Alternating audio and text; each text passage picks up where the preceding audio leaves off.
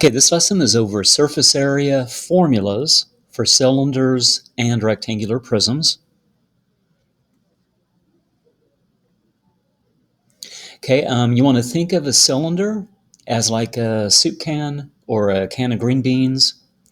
We're going to look at the formula briefly, okay? I just want you to have kind of an idea of where the formula comes from. So there's a GeoGebra link that you can click on.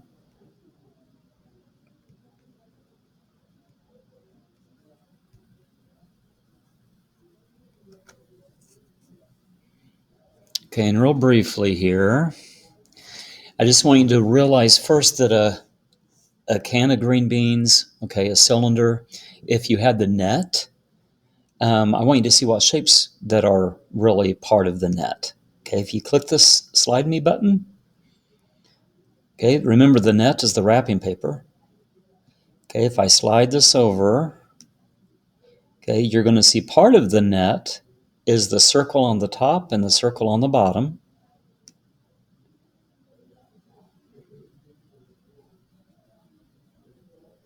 My internet is lagging. Bear with me. Okay, also, there's a rectangle. Okay, so the net of a cylinder is like the label around the can of green beans. That would be the rectangle, and you have the two circles on top. Okay, you have two circles in a rectangle. But also notice, look what happens with the length of that rectangle. If I click the slide me button, keep going with it. Okay, can you tell that the circumference of the circle is really the same as the length of that rectangle?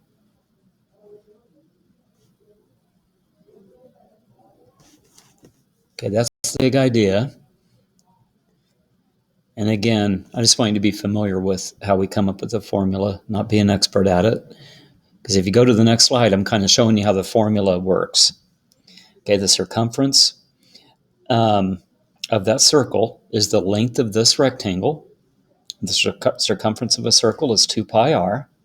I told you guys to use pi d because I think that's easier. Okay, but you could use 2 pi r to be the circumference of that circle. Okay, the height of this rectangle is the same as the height of the cylinder itself. Okay, so if you want to find the area of all the parts of your net, okay, if you want to find the area of all the parts of your wrapping paper, just find the areas individually, and then you add them up. Okay, two circles. The area of one circle is pi times r, or pi r squared. Okay, there's two of them, right? So 2 pi r squared is part of. Okay, that represents the two circles. Okay, the rectangle. Okay, you know that the area of a rectangle is length times width. Okay, well, if the length of that rectangle is the circumference, 2 pi r, and the width is the height of the cylinder, h, okay, then the total area would be length times width. It'd be 2 pi r times h, okay, which is just 2 pi rh mushed together.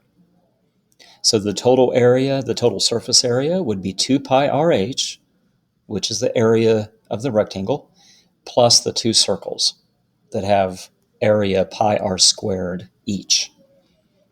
Okay, that's all I want to say about that. I want you to be able to use the formula. Okay, I just want you to be able to use the formula to find the surface area of a cylinder. Okay, I already have these worked out. I'm trying to make the videos a little bit shorter. Okay, so if I wanted to find the surface area of this cylinder, okay, if I wanted to know the amount of wrapping paper it takes to cover up this cylinder, here's the net, here's the actual cylinder, I'm going to use 2 pi rh plus 2 pi r squared. I'm just going to plug the numbers in. Okay, 2 is the 2, just copying the 2 down. Pi is approximately 3.14. Okay, the radius, that r stands for the radius of the circle, is 5. H stands for the height Okay, how high up is the cylinder? It's 11 centimeters high. Okay, so I'm plugging all these numbers in. 2 times 3.14 times 5 times 11. Okay, plus over here I have 2 pi r squared. Okay, 2 pi is 3.14 approximately. And instead of typing r squared, I'm just going to type it as 5 times 5. Okay, so this whole thing is my surface area, this whole expression. Okay, now you do need to know order of operations. You need to multiply before you add. Okay, so I'm going to add all these numbers up. 2 times 3.14 times 5 times 11. And I'm going to multiply 2 times 3.14 times 5 times 5. Okay, and I'm going to get 345.4 for the first set. I'm going to get 157 for the second set of numbers. And then you add those up. Okay, we get a total of 502.4 square centimeters as the surface area. Okay, tell you what, do the second slide. I shouldn't say the second slide, but problem 2, which is the next slide, and then check your answer. Okay, pause the video for a second, okay, for a couple minutes. Try it yourself, okay, and then see if you're right. Okay, what you should have gotten on problem 2, 2 times pi times r times h plus 2 times pi times r squared. Okay, every time you see an r, you're going to put the radius of 2. Every time you see an h for height, you're going to put the 8 in. Okay, so you plug all the numbers in to the right place.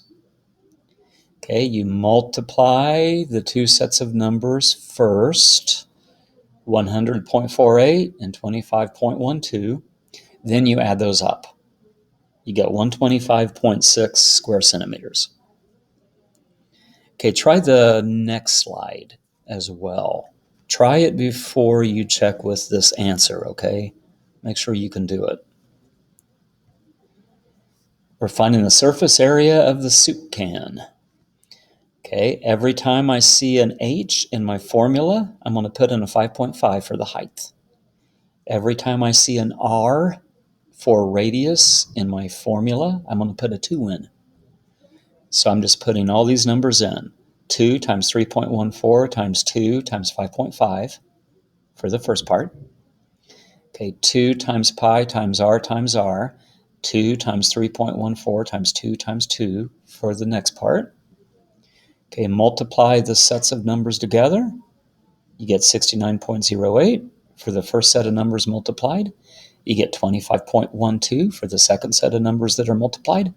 Add those up. Okay, a total surface area of 94.2 square inches. Okay, while we're talking formulas, you guys did surface area of rectangular prisms with a net. Okay, but you can also find the surface area of a rectangular prism with a formula, and this will be on iLearn. Okay, they will give you this formula for iLearn. So if you preferred to use the formula, you could use it. You still need to know how to do a net. Okay, you still need to know how to draw out a net like we did the other day, but you could use the formula to find the surface area. Here's the formula. And as we talk about, I'll show you the picture. Length times width is going to be the pink square of the net. L times H is going to be the blue. W times H is going to be at the right side there. Okay, if I take L times W for the pink and L times H for the blue and W times H for the yellow, and I add those up, do you see that that's going to be half of the surface area? Okay, because there's 2 pinks and there's 2 blues and there's 2 yellows in this drawing. Okay, so if I do what I just said, take length times width, take length times height, take width times height, add those up, that's going to be half of the surface area. So I'm going to multiply that by 2. I'm going to take that times 2. So the next slide is a problem using that formula. Okay, here's my rectangular prism. Instead of using the net to come up with the surface area, I'm just going to use the formula. Okay, you do need to figure out what you think the length and the width and the height are. And actually, it doesn't matter as long as you're consistent. I think of the length and the width as the long side and the short side of the bottom. And I think of the height as how high it is. So length is 12, width is 6, height is 8.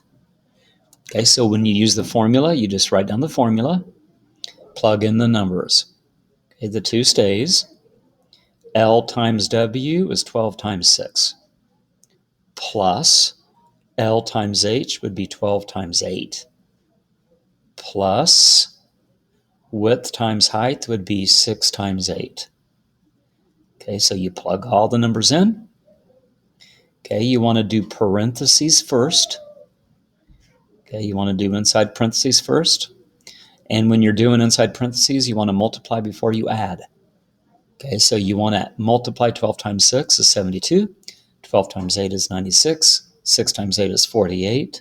Then add those 3 answers up. You get 216. Okay, so now we have 2 times the 216. Multiply those together, you get 432 square centimeters. Okay, the last problem that we're going to do in class is the next slide.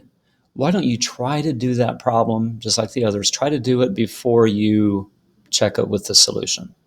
Okay, so pause the video and do the next slide and then check it.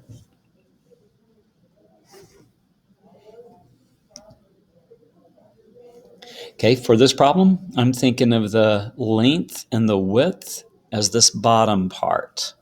The length is this long side, the width is the short side. It's just that my 5 isn't labeled down here, it's labeled up there. Okay, so the length is 5, the width is 1, and the height is how high it is, 2.